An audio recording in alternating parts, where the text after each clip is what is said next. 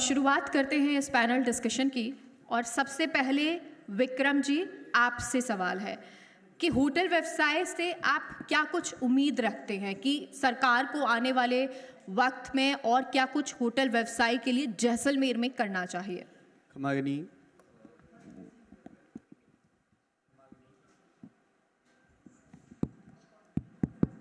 खमागनी, पहले तो मैं आपका बहुत बहुत धन्यवाद देना चाहूँगा और शुभकामनाएं भी प्रेषित करना चाहूँगा कि जी राजस्थान इतना बेहतरीन काम कर रहा है। राजस्थान में सभी की आवाज़, जनता की आवाज़ सरकार तक और सरकार की आवाज़ जनता तक पहुँचाने में, और हमें बुलाने के लिए भी बहुत बहुत धन्यवाद देना चाहूँगा। ये आपका कार्यक्रम लगातार टूरिज़्म के लिए भी और जैसलमेर के लिए और पूरे राजस्थान के लिए बहुत ही बेहतरी से लोगों की जो समस्याएं हैं या जो हम लोग आकांक्षाएं रखते हैं उसको पहुंचाने का काम कर रहा है।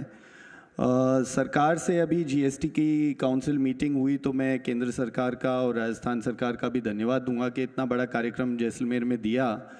इससे भारत के जितने भी फाइनेंस मिनिस्टर्स थे, चीफ मिनिस्टर्स थे, वाइस चीफ मिनिस्टर्स थे, फाइनेंस मिनिस्टर इंडिया की भी यहाँ आई, तो उनको भी जैसलमेर निहारने का मौका मिला और जैसलमेर की समस्याओं को डायरेक्टली उन तक पहुँचाने का भी बेहतरीन तरीके से मौका मिला।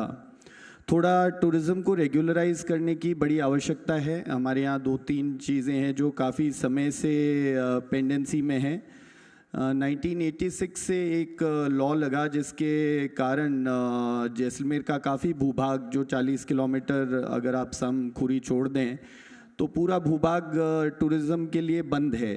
उसमें तनोट भी आता था, तनोट अब स्पेशल परमिशन के जरिए खुल गया है, परंतु ऐसे भूभाग और बहुत सारे हैं, जैसे कि आपका करड़ा-पुचीना क्षेत्र देखें, म्याजलार, यहाँ पर नाचना वाला क्षेत्र देखें, शाहगढ़ वाला देखें, तो ये क्षेत्र भी खुलने चाहिए क्योंकि बॉर्डर यहाँ से जैसलमेर से कम भी 180-200 किलोमीटर दूर है। तो ये क्षेत्र खुलेगा तो सभी को बराबर मौका मिलेगा और उन्हें भी जो थार डेजर्ट का सबसे सुंदर क्षेत्र है वो देखने का मौका मिलेगा, क्योंकि डेजर्ट स्टार्ट ही सम और खुरी से हो रहा है। जितना आप आगे जाएंगे उतना सुंदर रेतीले धोरे आपको देखने मिलेंगे। दूसरा, हमने एक और जीएसटी के लिए खास तौर पर कहा कि जीएसटी जो 18% है वो 12% लगभग सभी चीज़ों में होनी चाहिए, और जो इनपुट टैक्स है वो रेस्टोरेंट में बिल्कुल नहीं मिल रहा है और इन रूम डाइनिंग में बिल्कुल नहीं मिल रहा है। वो इनपुट टैक्स मिलना चाहिए सभी को। साथ ही साथ में जो हमारे वेडिंग प्लानर्स और ये हैं, इन पे भी 12% से घटा करके 5% किया जाना चाहिए, ताकि इवेंट्स और वेडिंग्स और फिल्म शूट्स राजस्थान के अंदर अधिक से अधिक मात्रा में हो सकें। तो ये बड़ी महत्वपूर्ण मांग थी जो हमने रखी। जैसलमेर के विकास के लिए मैं धन्यवाद देना चाहूँगा राजस्थान सरकार का और केंद्र सरकार का भी कि उन्होंने एक तो रेलवे स्टेशन के लिए बहुत बड़ा बजट दिया है। हवाई सेवा की हमारे यहाँ बड़ी समस्या है कि ऑफ सीज़न में वो बंद हो जाती है। जयपुर से हमने एक हवाई सेवा के लिए स्पेशल डिमांड रखी है। साथ ही साथ एक इंटरसिटी ट्रेन जो थी जयपुर के लिए, वो भी हमने बड़ी स्ट्रांगली मांग रखी है कि एक इंटरसिटी ट्रेन भी यहाँ से चले। और ये भी तनोट माता के लिए उन्होंने बड़ा बजट दिया है, तनोट माता के विस्तृत विकास के लिए, और बहुत ही सुंदर वहाँ पे एक पैनोरामा टाइप बनने वाला पर कार्यक्रम होगा। बीएसएफ भी उसमें हाईली इन्वॉल्व है। पर शहर के लिए हमने एक डिमांड रखी है कि नगर के अंदर जो समस्याएं हैं, कुछ किले के आसपास के क्षेत्र की समस्याएं, किले के अंदर के लोगों को भी कुछ समस्याएं हैं। साथ ही साथ पार्किंग की एक बहुत बड़ी असुविधा है जैसलमेर के अंदर। इतने अभी आप देखा, इतने लोग आए तो पूनम स्टेडियम में पार्किंग करानी पड़ी, एक मल्टी लेवल पार्किंग हो।